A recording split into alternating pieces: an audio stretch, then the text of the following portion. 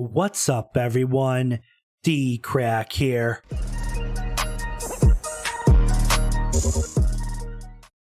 So alright guys, this is Mr. Nightmare's newest video. As you can see, I have the lights off in my office here.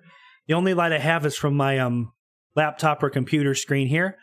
We're going to check out 3 Scary True Vacation Stories Volume 3.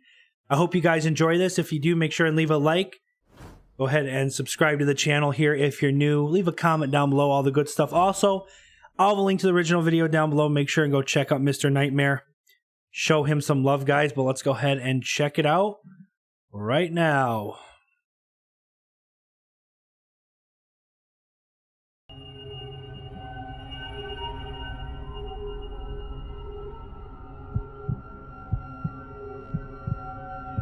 Story 1. My girlfriend and I love skiing. It's how we met. So last year, during both of our vacation times, we Airbnb'd a 1-bedroom cabin in Colorado by Vail Mountain. One of my friends told us getting a private cabin was a lot more cozy, peaceful, and romantic.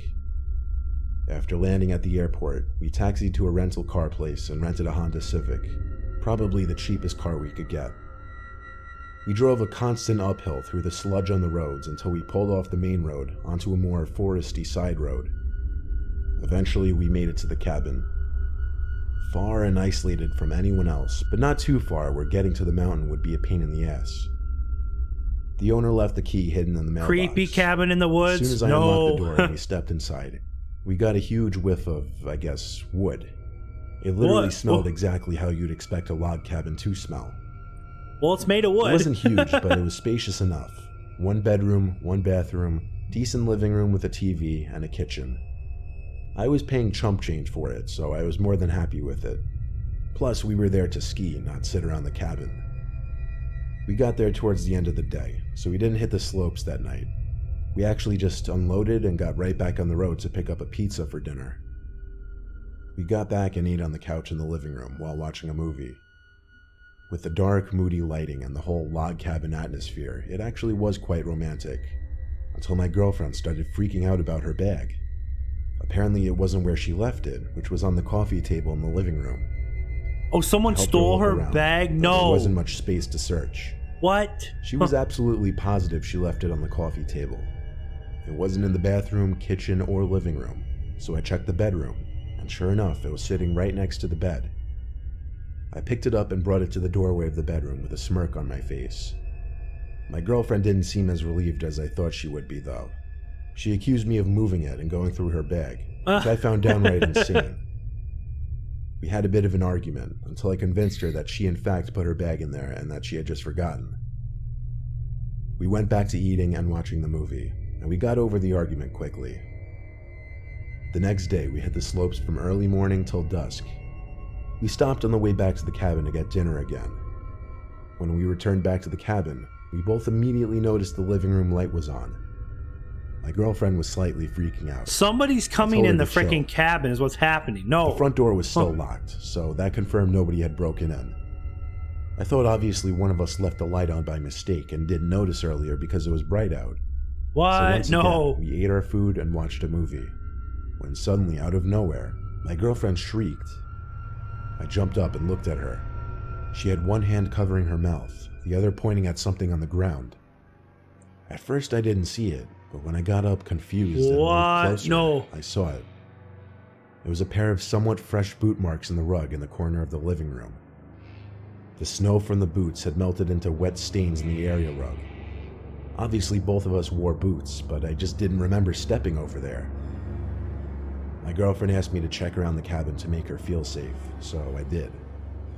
I peeped under the kitchen table, behind the living room couch, in the bathroom, and I took a peep in the bedroom. There didn't appear to be anyone in the cabin. There weren't really many places to hide anyway. Still, she was scared and seemed to lose all interest in the movie. She went to the bathroom and brushed her teeth, then went to the bedroom to change, and I heard her jump into bed. So I did all the same. I climbed into bed and shut the light, and we sat there for a while just talking. It was actually only like 9 or 10 p.m. My girlfriend kept letting me know how uncomfortable she was, thinking someone was in the cabin. Like someone's So in I told there her, hiding. okay, just wait 1 second. No. I took out my phone and dialed the Airbnb host. I put the phone up to my ear and heard it ring. I don't mean the ring coming from the phone speaker. I meant I heard a loud, muffled ringing coming from behind the wall next to the bed. What? Why? No. The ringing stopped as soon as I saw my call was rejected. My girlfriend started screaming, "Oh my God." I told her to calm down as I got up and approached the wall to the left. I noticed an ever so slight crack in the wall that looked like it could be a door. My girlfriend screamed at me not to open it, but I got myself It's some angry, pervert yelled, and spying pulled on open the him. door. Some pervert spying on him, I bet. Faced No. with a small hidden closet, and inside, a man hiding behind a cardboard box in the corner. It was the host, the owner of the cabin. I'd seen his picture on the listing. What a pervert. Oh my I'll admit, God, I no. jumped and screamed in fear and shock when I saw him, but anger overcame me and I grabbed him by his shirt and pulled him out. I knew he looked creepy based on his picture. He had his hands up, apologizing. He's spying I on told him. to Shut up. He's spying on him. Oh I my looked deeper in the God. closet, and to my disgust, found some of my girlfriend's underwear. It took way too long for the police to arrive, but he was arrested. We had to spend the rest of that night at a hotel, and the next day we went home. I requested compensation from Airbnb, and it took months for them to refund me, but they eventually did. This story was so bizarre and disturbing, I don't even expect everyone to believe it when I tell it, but it was oh too real. So that guy was like a freaking pervert trying to spy on him from like a hidden door. He was trying to spy on him. Lizzie and I were 18. We went on our first vacation alone together to London. We were staying at the London Marriott Hotel. The first thing we did upon arrival was, of course, to get there and drop off all our luggage. We'd be there for a whole week, so we had to set our itinerary. It was late in the day already, so we didn't have much time that day, but we did want to see something at least, so we went to see Big Ben, which is that iconic big clock tower that everyone knows in pictures when you think of London. After that, we went to a nearby tavern for dinner called St. Stephen's Tavern. It was money, but good thing our dads were paying for this trip. After leaving the tavern, it was like 9 o'clock, and we were wanting to go out and experience the nightlife. We agreed we'd first have to go back to the hotel and shower and change first. As we were walking, a young, attractive man overheard us talking about the nearby bars we were looking at on our phones, and he stopped us. Something about him immediately was just charming that grabs both my and Lizzie's attention. And if it weren't for that, maybe we wouldn't have been so receptive to him telling us about a big apartment party that one of his rich friends was throwing that night, and that two attractive ladies like ourselves would fit right in. Oh no. Lizzie and I looked at each other and laughed. We said we'd be down, and he said great, the party doesn't start till 11. He asked for my number, so I gave it to him. Then he said he'd text me the details and see us later, and down the street he walked. Lizzie and I were super excited. It was only the first night and we were already invited to a crazy London party. We figured if we played our cards right with the wealthy people at this apartment party, we would have people to hang out with the rest of the trip. We got back to the hotel, showered and changed, and we pre-gamed with a little vodka first to loosen ourselves up. I think we drank more than we should have though. I texted the guy we met, realizing we didn't even get his name. This is texted back quickly with the address to the apartment. Deep web crap So right we here. loudly marched into the street. They're gonna freaking kidnap these girls, I It bet. was a 15-minute Uber drive to get to the apartment. And when we got there, we couldn't believe how different the architecture of this apartment building was compared to something back home in America. I pressed the code for the apartment, and we were quickly buzzed in. We took the elevator to the 5th floor. We were excited, but nervous, not knowing what to expect. Who knows? The alcohol was definitely helping, though. I knocked on the door to the apartment, but we didn't hear music inside, which was odd. We were nervous we had the wrong apartment, until the young man from earlier opened the door. He hugged us hello, and welcomed us into this dead, quiet apartment. He shut the door, and he asked, "Where is everyone?" That's not He creepy said, at "Oh, all. it's still early, don't worry." We looked around the apartment, and it was not at all as big as we were expecting for an apparent rich guy. We asked where his friend who owned the apartment was. The man said he was getting things ready in his room. He told us to sit and make ourselves comfortable. I remember looking at my phone and seeing it was like 11:30. Lizzie and I sat down, and I could tell by her face she was as put off by this as I was. The man sat down on the same couch as us, next to me. He was uncomfortably close. Suddenly, another man came out from another room. He didn't say anything. He didn't smile. He just looked at us as he walked towards the door to the apartment.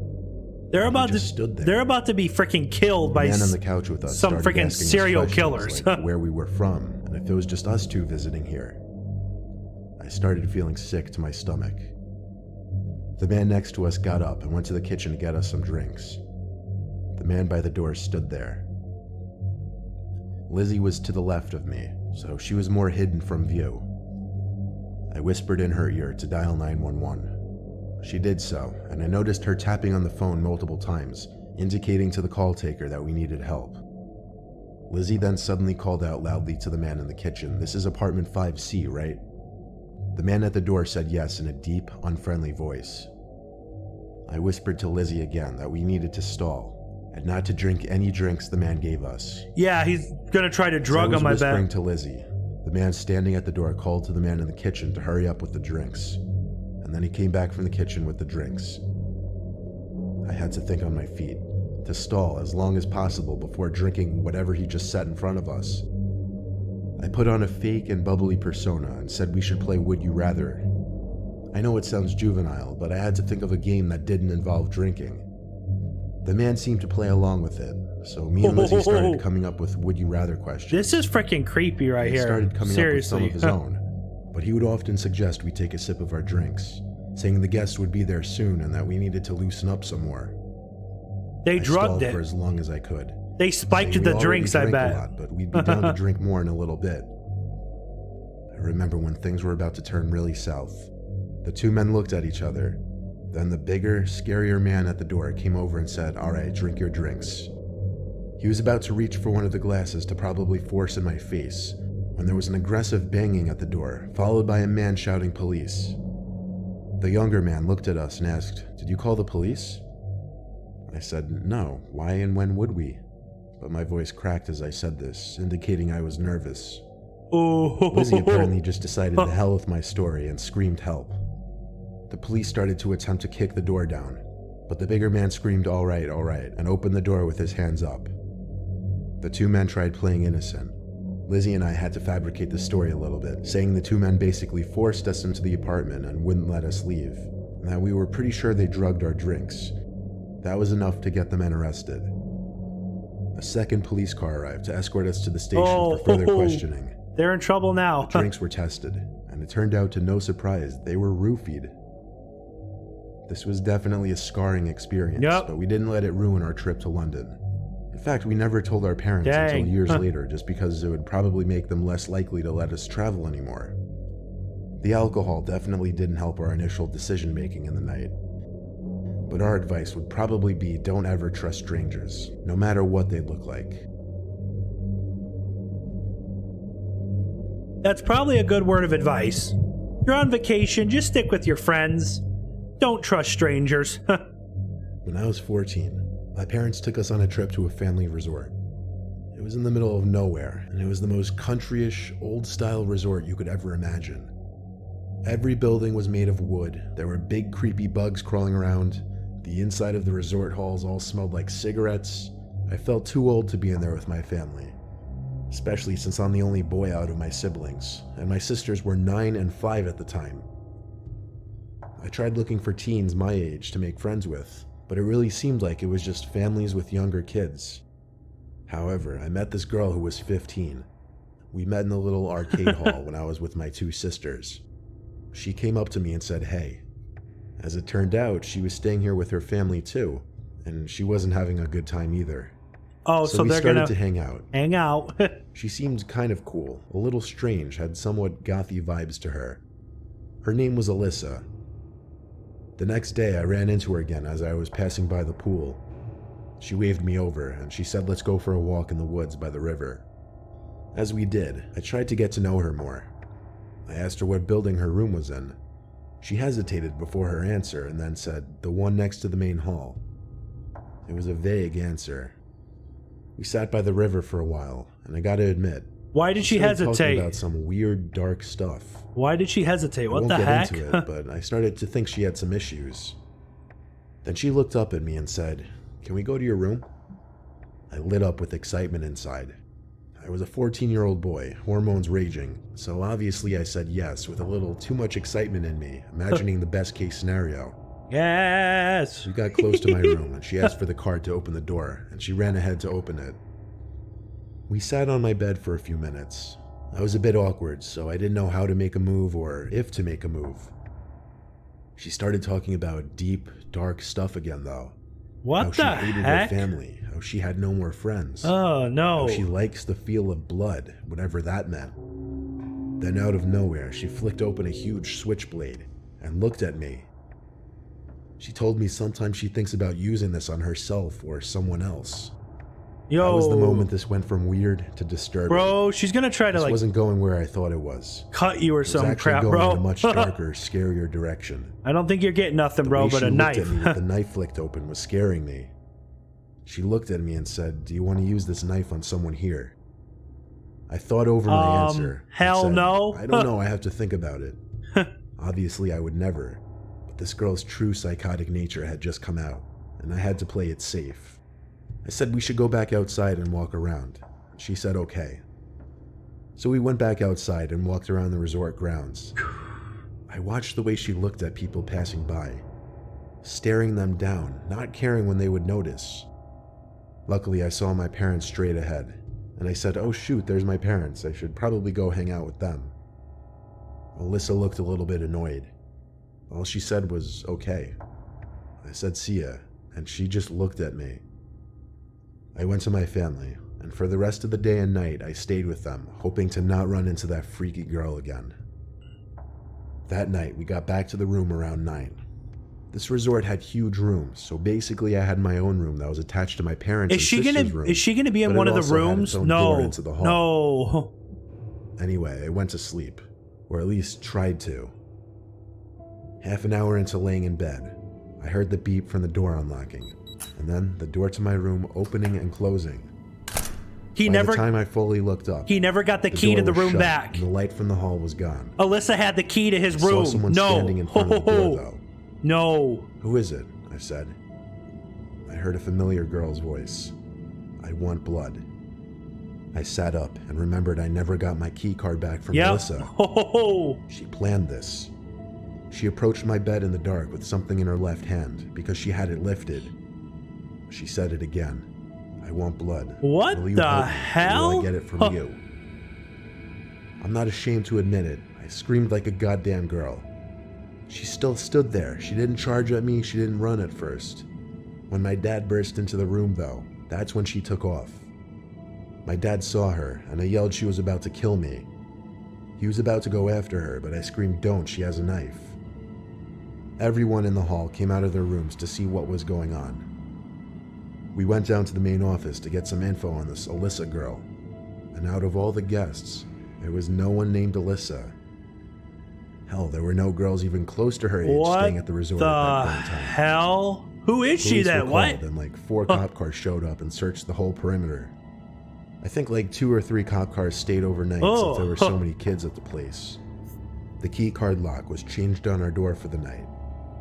A lot of families, including mine, left the next day, and we got a refund for the 2 days we cut short. This whole thing was actually insane. That girl was fucked up in the head, and it's scary knowing she was probably in the early stages of being a completely different monster. Serial killer. Wow, guys, that was creepy. Well, guys, that was 3 Scary True Vacation Stories, Volume 3 by Mr. Nightmare. I hope you guys enjoyed this reaction. If you did, make sure and smash the like button.